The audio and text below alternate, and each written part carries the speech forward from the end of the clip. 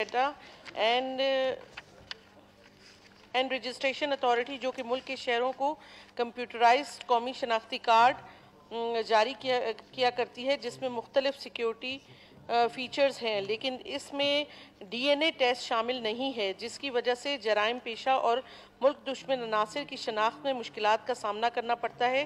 چونکہ قومی شناختی کارڈ میں ہر فرد کا مکمل ڈیٹا ہونا لازمی ہے، لہٰذا یہ ایوان صوبائی حکومت سے سفارش کرتی ہے کہ وہ وفاقی حکومت سے رجوع کرے اور ملک میں سیکیورٹی کو مزید سخت کرنے کی بابت قومی شناختی کارڈ کے اجرا کی بابت ڈی این اے ٹیسٹ کی لازم قرار دیا جائے، اقدامات ضرور اٹھائیں۔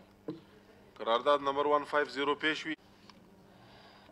جناب اسپیکر صاحب، اس کے ایڈوانٹیجز تو بہت زیادہ ہیں، لاتعداد ایڈوانٹیجز ہیں۔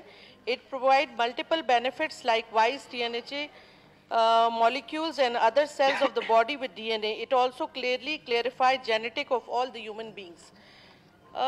جیسے کہ پاکستان کے اس وقت حالات ہیں اور اسپیشلی بلوچستان کے حالات ہیں، سیکیورٹی وائز اگر ہم دیکھیں تو میرا خیال ہے کہ پوری دنیا میں ہم بدنام ترین ملکوں میں سے ہیں، صرف سیکیورٹی کی وجہ سے کہ ہمارے پاس امن و امان کی جو ہے وہ فقدان ہے۔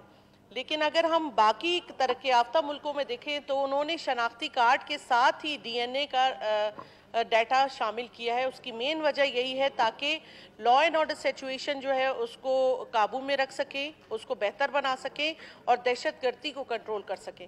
تو جب ہمارے بھی شناختی کارڈ میں ڈی این اے کا شامل ہو جائے گا، اجرا ہو جائے گا، تو اس سے یہ ہوگا کہ جو ملک دشمن عناصر ہیں اور جو مجرم ہیں ان کو پکڑنا بہت آسان ہو جائے گا، پولیس کے لیے، آرمی کے لیے، اور میرا خیال ہے کہ اس سے امن و امان اور لا اینڈ آرڈر سچویشن پورے ملک میں اور صوبے میں وہ بہتر ہوگی۔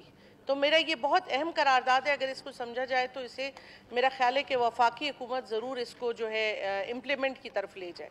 Thank you. شکریہ میڈم۔ آیا قرارداد نمبر 150 منظور کی جائے؟ قرارداد نمبر 150 منظور ہوئی۔